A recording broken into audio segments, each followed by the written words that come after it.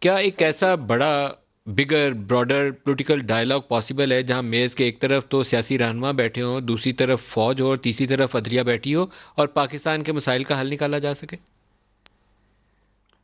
میری نظر میں تو یہ پاسبل نہیں ہے.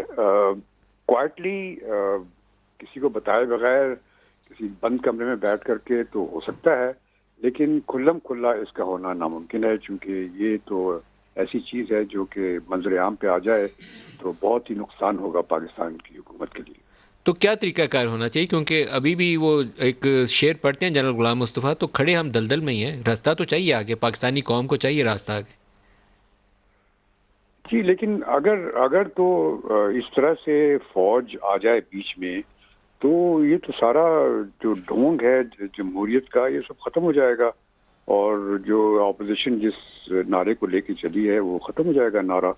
نہیں، یہ پاسبل نہیں ہے میرے خیال میں. اگر ہوگا ایسا پاسبل ہے کہ کوائٹلی ہو جائے، پردے کے پیچھے یہ ہو سکتا ہے، اور پرہیپس یہی ایک سلوشن ہے آج کل کی جو ٹرموائل اور پولرائزیشن جو ہے ملک کے اندر، اس کا سلوشن تو یہی ہے.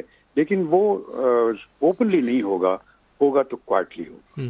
تین چار ایشوز ایسے ہیں جس نے پاکستان کی ایک بڑے لیول پہ، میکرو لیول پہ پکچر دیکھے نا، تو اس نے ہمیں تقسیم کر دیا ہوا ہے. اس میں ایک تو ہمارا اکاؤنٹیبلٹی میکنزم ہے جو وچ ہنٹنگ کے کام آ رہے ہیں، اس پہ اعلیٰ عدلیہ کی فیصلے آ چکے ہیں.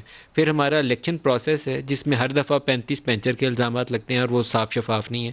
پھر اسٹیبلشمنٹ کے اوپر الزام اب تو کھلے عام لگ رہا ہے کہ آئی جے آئی ٹائپ ارینجمنٹ 90 میں کیا تھا تو آج کل بھی ویسا ہو رہا ہے. ان تین چار ایشوز کا اگر حل ہو جائے شفافیت کے ساتھ، عدلیہ اپنا کام کرے، جم کے کرے، تگڑے ہو کے کرے، فوج تگڑا ہو کے اپنا کام کرے، لیکن پارلیمنٹری جو سسٹم ہے اس کی شفافیت کو انشور کر لیا جائے، اکاؤنٹیبلٹی کو مضبوط کر لیا جائے، تو میرے خیال میں رستہ آگے مل سکتا ہے. کوئی زیادہ مشکل نہیں ہے اس میں.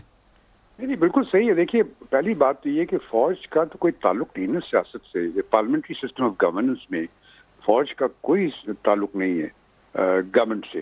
آپ دیکھیں جہاں جہاں پارلیمنٹری سسٹم آف گورنمنٹ ہے، انڈیا میں ہمارے نیکسٹ ڈور ہمارے جو ہمارے پڑوسی ہیں، وہاں پہ فوج کبھی انوالو نہیں ہوتی. آپ بتائیے کتنے باہر کے لوگ آتے ہیں، وہ آ کر کے فوج کے چیف کو تو نہیں ملتے نا وہاں پر، یہاں پہ فوج کے چیف کو ملتے ہیں. تو یہ جو ایکسٹرا آرڈنری امپورٹنس فوج کو دی گئی ہے، یہ میرے خیال میں ایسی چیز ہے جس کو کس طرح سے کنٹرول کرنا چاہیے. لیکن اور اس شاہد کا جو عثمانی صاحب، جو دو ججز کا معاملہ ہے جیسے شوکت عزیز صدیقی والا ہے یا جسٹس فائز عیسیٰ والا ہے، وہاں you need to find a way out. ہم مشکل میں ہیں.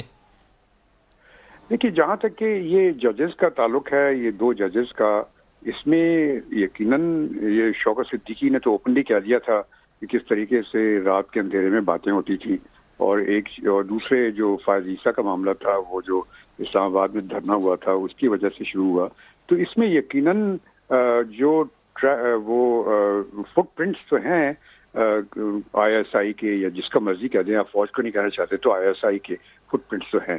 لیکن یہ ٹائم آ گیا ہے کہ اس چیز کو ختم ہونا چاہیے، جس سے آپ نے پہلے کہا کہ ہر ایک ادارہ اپنا اپنا کام کرے اور چھوڑ دے پارلیمنٹ کے اوپر حکومت چلانا. سر، اس کو چاہے ختم غلط یا کرنے کے صحیح لیے ہو بھی چاہے. بات چیت کرنی پڑے گی. آئی ڈونٹ نو کہ وہ پروسیس کیا ہوگا، لیکن کہیں نہ کہیں نہیں، انٹریکشن، بات چیت بیک تو کرنی پڑے چینل، گی. ان کیمرہ جی جی ڈسکشن، لیکن کہیں نہ کہیں کرنی پڑے گی. جی بات چیت تو کرنی پڑے گی، لیکن ان کیمرہ اوپنلی نہیں ہونی چاہیے، ورنہ بڑی شرم کی بات ہو جائے گی.